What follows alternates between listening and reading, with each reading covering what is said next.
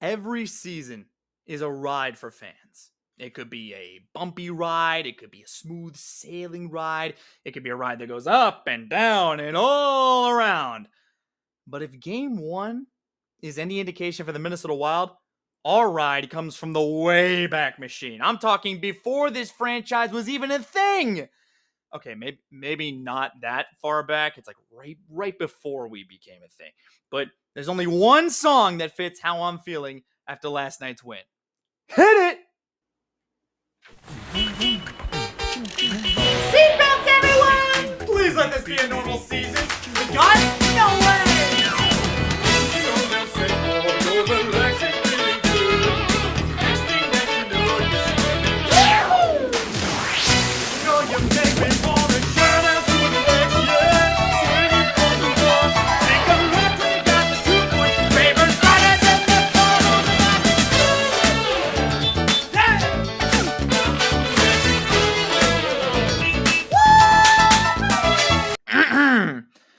I interrupt that brief interruption to remind you that the Wild won their home opener 2-0 with a shutout against last year's Eastern Conference champions, the Florida Panthers. So it's a good start to the season. Obviously, you want to win your home opener, and when you do it in shutout fashion, it's perfect. It's great. But it didn't start out that easy or that great. In fact, in the first period, shots were 14-5 in favor of Florida after one. The crazy thing is that we were up 1-0. What's even crazier is the guy who did it, Brock Faber, gets his first National Hockey League goal. And going to that goal, it was at 7:54 in the first period. It was Minnesota's third shot of the period. Florida had 10 by this point. Minnesota had 3, and their third one went in. Let's see. How did this puck go in? Here we go. Nope, never mind. I didn't write it down.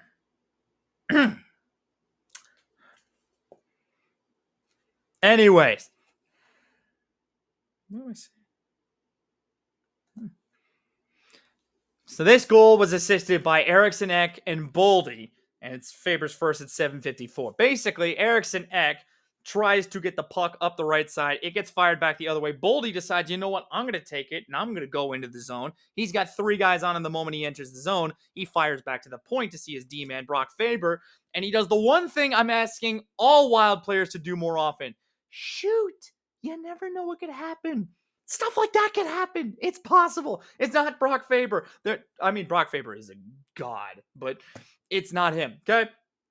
It's just shoot. That's all you gotta do. Just shoot. You shoot, you're fine. But he shot it on net. Seeing eye shot. Managed to slip through a screen by Mojo in front and like 3 other bodies just randomly in front of Bobrovsky. He couldn't really see it at all. And that's 1-0. And the best part, if you look at the replay, it's Boldy just coming in, just mouth wide open, ready to just bear hug Brock Faber. And Brock Faber's like, oh my God. It's the best reaction you can find. I thought it was awesome. And after that first period, that was it for the Wild's offense. That one goal and 2 other shots later, and the shots are 14-5 in favor of Florida. Florida hemmed us in our zone. But the Gus Bus stood tall. And he really had to stand tall for some of these because there were a few really bad ones. Granted, defense is our strong suit. We know that. We can play well defensively, but I'd rather bury teams with goals. Anyway, moving on to the second, the Wild finally make it an even game, a back and forth type of game. They finally get in the offensive zone. They start to get chances. They start to get the momentum. Shots were 12-11, still in favor of Florida, but it's a lot closer. You close the gap. That's good. That's what we want. So they do that, but at 11:14, Boldy and Mahura get roughing penalties as for some reason this game just got unnecessarily chippy. I didn't even know what the moment was in the game where actually I feel like I might know. It might have been a few of the times when Rossi was getting chippy in front of the net. But it's eventually this game just started to get more and more, I won't say out of hand because it wasn't like there were like complete fisticuffs being thrown and stuff like that. Like it wasn't a dirty game. It was just like antics. Like opening night antics. That's basically what I can describe it as. So that happens at 11:14 into the second. It's 4-on-4. Then Dmitry Kulikov, wild legend, apparently he wants to be back on the team because he goes into the box for tripping Zuccarello. So it's a 4-on-3 for 26 seconds. The Wild power play, now led by, or with new blood behind the bench and Jason King, tries to go to work. I didn't put down what they had. Their power play wasn't really cooking until now. And who do you think got it? Out of all the guys on the Wild roster, who do you think got the second goal? It was on the power play. Immediately, Eriksson Ek should jump to the front of that list, and he does. Just like he jumps to the front of the net. And this one, like I said, the second one was a lucky bounce on Bobrovsky. And here is what happened.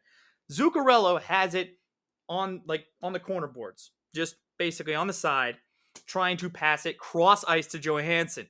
There are sticks in front. One of those sticks from Stenlund on the Florida Panthers, he deflects it right to Eriksson Ek, who's in front of the net.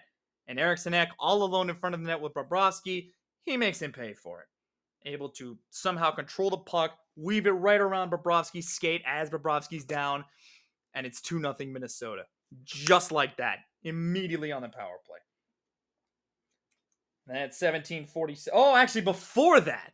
So it's 2-0 Minnesota right now at this point.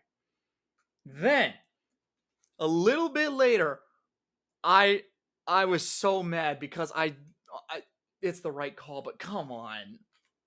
Marco Rossi, who has been through hell trying to just get on the team. He has been through hell trying to get on the team. He was rolling tonight. He was playing loose. He was playing fast. He was doing everything he could. And for a second, I thought he also got his first goal. I was so close. So close to getting his first goal because it was the goal itself was clear, but just offsides. And unfortunately, it's the right call, and Paul Maurice is trying to get his team back into the game. But come on. Low-key, anybody else on the Wild, I could accept that. Even if it was Faber trying to get his second, or even if it was Gus. But Marco Rossi? That just seems cruel. Like hockey gods, what do you want from him? He nearly suffered. Well, he suffered from myocarditis. No, that's not how it's pronounced. You know what I'm talking about. He suffered from a possible life-threatening injury, worked his way back into the lineup, and was still performing in the AHL, at least for a little bit. He just needs a break to go his way. Just like a lot of Minnesota teams. All he needs is just something to bounce his way, and he'll be off and running. That's all you need. He gets one, he's going to roll. At least that's what I'm hoping. But yeah, that goal gets wiped off, so instead of it being 3-0, it's still 2-0. And we head to the third period. Or, as I was saying, Midzi gets an interference penalty. Gus plays on his head to kill it off again. And yeah, so we go to the third period.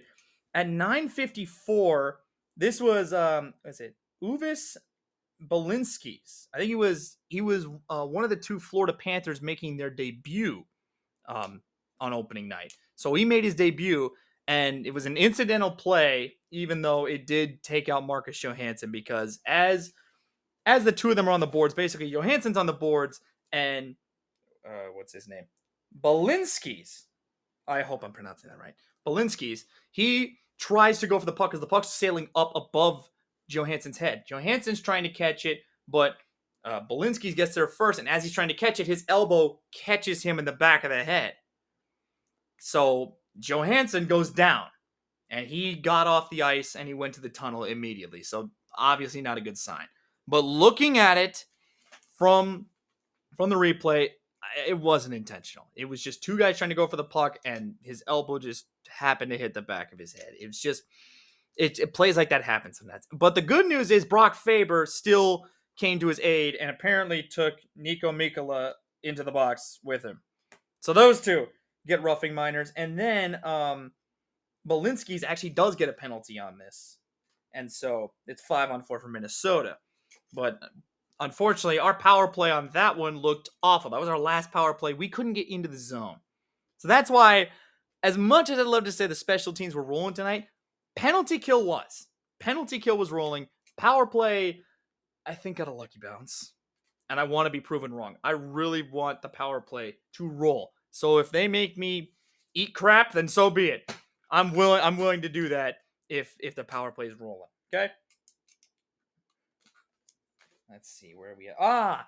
11:45 into the third period. So 9:45 left to go in the game. Marcus Foligno interferes with Matthew Tkachuk in front of the Florida bench. And even though the Wild broadcast they were I'm at a loss for words. Their bias showed up, which again, it's the home broadcast. I understand that, but they tried to make it seem like Matthew Tkachuk, like, kind of played it off or like took more of it than it should have. He embellished, which yeah, but also the puck was nowhere near Matthew Tkachuk. Like Tkachuk was making a line change, and Foligno just circles back and just hits him. Granted, he sells it a little bit, so of course it works. But at the same time, Foligno, why? Why are you hitting him that far away from the play? To send a message, just send it when he's got the puck. If you hit him when he has the puck, he's not going to want the puck anymore. That's what it is, okay?